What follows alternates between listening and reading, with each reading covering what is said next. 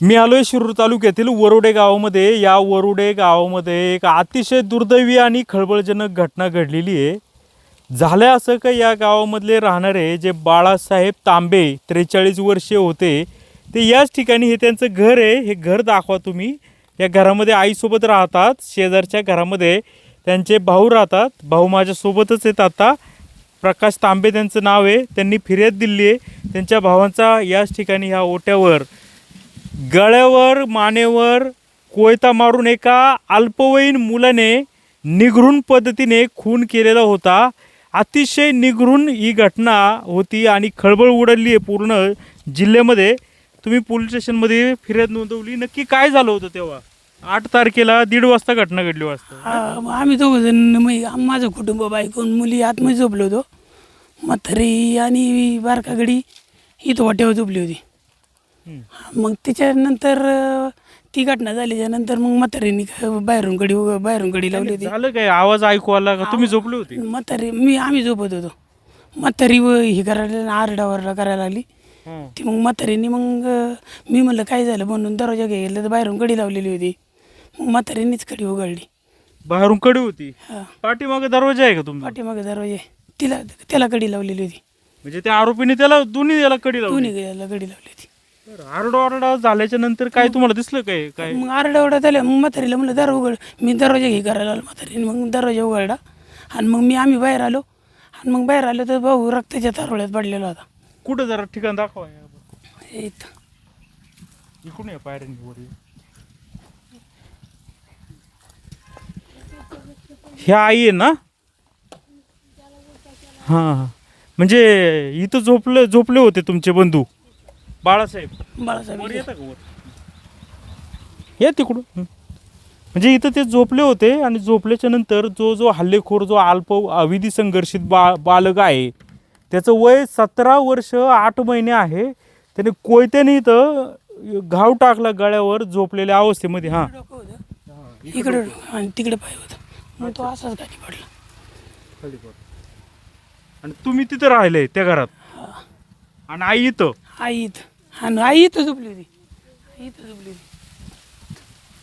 अच्छा. मग आई ही गेल्यावर आई पळाली. व आईला वाटलं झोपतून पडलाय म्हणून आई जवळ गेली तर ते रक्त बघितल्यावर मग आई मोठ्याने ओरडली. मग मी म्हणलं आई का ओरडते म्हणून म्हणलं बा म्हातारी का ओरडते बा म्हणून मी दरवाज्यात आलो तर दरवाजा बाहेरून लॉक होता. मग ती मग कडी लावलेली होती. मग म्हातारीनेच कडी उघडली. पाठी मागली गडी शेजारी बाजारी गोळा झाले त्यांनी उघडली का पूर्ण उघडली पण उघडली दोन्ही कोण होतं. मग काय अवस्था होती? मग आता ते रक्ताच्या थारोळ्यात होते. मग आम्ही आरडाओरडा केला. मी रक्तात बसलेली होते आणि त्याला मी तिकडं होता तर मी त्याला असं केल्यावर ते बघितल्यावर माझा जिला हवाल झाला. मी तिथे बसले नळ दाबी ते दाबून धरते. मला काय आवडतं का ते रक्त चौकून रक्त एवढं बी हे झालं. मी रक्तात होते. ती साडी माझी रक्ताने भिजलेली तशीच आहे. रक्ताचा थारोळ साचलं होतं. इथपर्यंत रक्त होतं असं जसं काही पाईप लावल्यासारखं. हे नळ्या सुटल्या ना. हे अख्ख्या हे नळ्या सुटल्या ना एका ठोक्यातच. ह्या नळ्या सुटल्या अख्ख्या. ते का अजून तसं काही मग 2-4 बार जुटले पण अजून सुद्धा रक्त आहे बघा कडेनी आणि खाली सुद्धा रक्ताचं हे रक्ताचं म्हणजे सगळे पाठवायला रक्ताचं समजा पाठ पाहिलेला आहे. अख्खं रक्त आहे या बघा अजून सुद्धा डाग आहेत. म्हणजे हे जे डाग दिसत आहेत हे ऍक्च्युली हे रक्ताचे डाग आहे. तुम्ही जर इथं पाहिलं तर हे रक्त वाळून ते काळं झालंय. हा, 2-3 वारवती माश्या घोसायतात ना आणि माणसं येतात घरी म्हणलं. काय आहे नक्की? नक्की काहीच नाहीये. तुम्ही काय पाहिलं काय? मग ठीक आहे, ते पडले आवाज आला तुम्ही उठले. मला वाटलं झोपतूनच पडलाय खाली म्हणून मी घाई उठून त्याला उठताना केला तर ते एवढं बघितलं माझा दिल हवाल झाला ना. रोज ते इथंच झोपायचे का? हा आम्ही दोघं माझ्या काही झोपत होतो दररोज? रोजचं. त्यांनी पाळत ठेवली होती? आता काय माहिती आहे पाय ठेवली काही मनात नाही ध्यानात नाही काय नाही. पाय ठेवली पांढरा नाही चांडा नाही काय नाही. मग तुम्ही काय पाहिलं का कोणी पळून जाताना? पळून जाताना तो का असं इकून गेल्यावर मला काय बाबा नजर पडायचे. पण जाणवलं काय कुठं पळून गेला? कोणी काय मला नजरच नाही पडला. मी ते बघितल्यावर माझा दिल हवाल झाला ना. अचानक जर बघितलं तो खाली पडला तो पळाली ना. बरं, आता एक तो अल्पवयीन मुलगा ताब्यात घेतलाय पोलिसांनी संशयित आरोपी म्हणून, आणि मला कळलं त्यांनी गुन्हा पण कबूल केला असं मला माहिती समजली. कोण आहे तो मुलगा? तो फंडाचा आहे, फंडाचा मुलगा आहे. बर, आणि काय त्याची आणि तुमच्या मुलाची काय वाद झाला होता असं कळतंय? मुलाची फक्त वाद फक्त चौकात झाला होता. त्याचा काय झालं होतं की तो काय ते पोरगं काय म्हणलं असं चालता चालता चौकात, तिथं 5-50 माणसं होती. चौकात काय म्हणलं काय बाळ्या ह्या आईची गाण थोर लग्न सुद्धा होतंय का, आपण मराठी धर्म आहे असं म्हणलं. मी काय म्हणलं तुझ्या आई काही आई का बहिणी काही येतो का, फक्त एवढंच झालेलं आहे.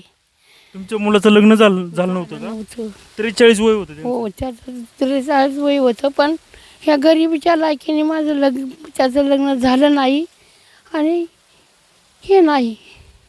पण म्हणजे त्यावर राग होता त्या मुलाच्या डोक्यामध्ये? मुलाच्या डोक्यात आता 2-2.5 वर्षाचा राग, मला काय माहिती आहे. परत तिथून पुढं बोलणं बसणं समजत एक जागी होतं काय, तो गावामध्ये होता. बरी कोणालाही बी गावात पार सरपंचापर्यंत विचारा, त्या मुलाला काही नाद नव्हता. फक्त तंबाखूची मिसरी फक्त लावित होता. तो सिगरेट तंबाखूसुद्धा खात नव्हता. कुणालाही तुम्ही सरपंचाला विचारा, तुम्ही पाटलाला विचारा. ठीक आहे. मला सांगा ते काय त्या मुलाची म्हणजे काय, म्हणजे कसा आहे तो मुलगा, तो जो आरोपी आहे तो गुन्हेगारी स्वभावाचा आहे, कसा आहे? गुन्हेगारी स्वभावाचा आहे तुम्हाला. ओळखतो तुम्ही त्याला? हा आता गावातलेच मुलगा म्हणलं. ह्या मुली शाळेत जातात, माझा कापरा होतोय, पण मुली शाळेत जातात. त्या मुलींना तो काय म्हणतोय, माझी बायको होती का नाही ना, ते मी पेट्रोल पिईल, ह्या सुद्धा मुलीला म्हणलाय. ही तुमची मुलगी? तिकडं कॅमेरा नका दाखवू. ही तुमची मुलगी? आणि तुमच्या मुलीला म्हणजे तो असा छेड करायचा तो? अहो तो माझ्याच मुलीला नाही, अख्ख्या गावात तसंच करतात मुलीला. अख्ख्या गावात जे शिक्षक आहेत त्या शिक्षकांचे सुद्धा तो गाड्यांची आवाज सोडून देत होता. गाडी शिक्षकांच्या गाड्या पंचर कर, कुठं काय कोणाचं चोरून ने काही खरं आहे ना दीदी? हे त्रास दिलाय तुला? काय म्हणायचं?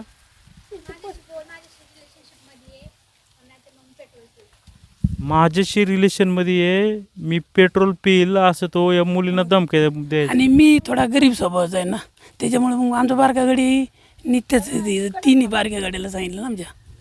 मग ते आणि ह्यो थोडा कडक होता ना, मी काय कोणाला बांधणं थंड करणारा माणूस नाही, त्याच्यामुळे मग तो तिने सांगितलं ना. मग डायरेक्ट शिक्रापूर पोलीस ठाण्यात जायचं नाही, तक्रार द्यायची ना, गुन्हा दाखल झाला असता. पाटलाला सांगितलं, सरपंचाला सांगितलं. मग आता कसं वाटतं, इतका हे करीत होता.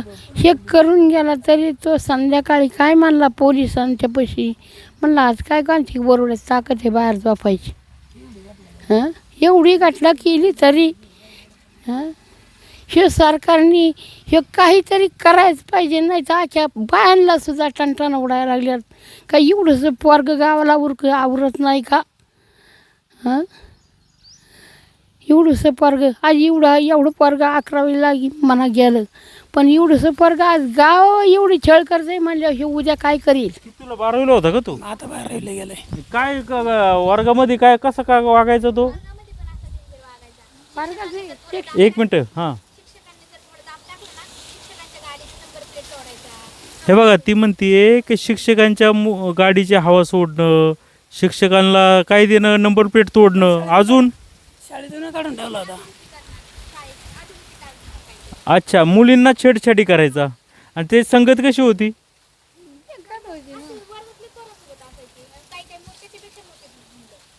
पुरीचं ठीक आहे, चालू करा. मग इतकं बघ भयानक परिस्थिती आहे, मग तुम्ही काय घाबरत होते का त्याला? नाही, मी घाबरत नाही. मी कोणासंग भांडणं केलेलीच नाही कधी आतापर्यंत. मी नाही कोणासंग भांडणं केली. आता मग तिने पोलिसांनी त्याला ताब्यात घेतलं तरी पण त्याची काही हे जात नाही म्हणजे कण पोलिसांना सुद्धा. तेच म्हणत होते, म्हणत होते एवढं आम्ही पोलीस मोठे मोठे लोक घ्याबरात येतात आणि ह्यो पूजाला आमच्या संग काही बोलवतोय म्हणलं काही हाणून जातो त्याला. काय आता निर्लज्जम सदासुखी कधीरी साहेब मला काल म्हणत होते. की सापडला कसं काय पोलिसांना यांनीच केले म्हणून कसं कळलं? नाही आता एवढं बारीक नाही सांग. पोलिसांनी चौकशी केली गोपनीय वाटतं. हे बघा पोलिसांनी जे आहेत ते कचरे जे PSI आहेत त्यांच्याकडे याचा तपास होता. त्यांनी गोपनीय माहिती काढून या अल्पवयीन बालकाला पुढील कारवाईसाठी ताब्यात घेतलेले आहे. त्यामध्ये काय म्हणतं आहे की यांची 2 वर्षापूर्वी भांडणं झाली होती. त्यावेळी तो 16 वर्षाचा असेल आणि त्यानंतर 2 वर्षाच्या नंतर परत 8 दिवसांपूर्वी भांडणं झाली. हा त्यांना चिडवायचा की तुझं लग्न होत नाही वगैरे. आणि ह्या ज्या मयत झाले त्यांची जी पुतणी आहे त्यांना तिला देखील तो काहीतरी छेडछाड करण्याचा प्रयत्न करत होता. त्यावरून हा वाद झाला होता आणि ह्या वादाच्या याच्यावरून यांनी या ठिकाणी येऊन रात्री 1:30 वाजता त्याला माहिती होतं का या ठिकाणी हा एकटा झोपतोय. फक्त आजी हे आहे त्यांनी इथं पुढचा दरवाजाची कडी लावली, मागच्याची बी लावली आणि मग हा एकच असा घाव केला का त्या गावामध्ये होत्याचं नव्हतं झालं आणि ते जागीच मृत्युमुखी पडले होते. हे यांनी दवाखान्यामध्ये न्यायचा खूप प्रयत्न केला परंतु त्यांनी तोपर्यंत मान टाकलेली होती आणि त्यांचा दुर्दैवी मृत्यू झालेला आहे. तर अतिशय गंभीर ही घटना आहे आणि सांगायचं काय का हा जो आरोपी आहे जो अल्पवयीन बालक नाही द्यायला पाहिजे ना, तर सर्वेला भीती आहे गावात.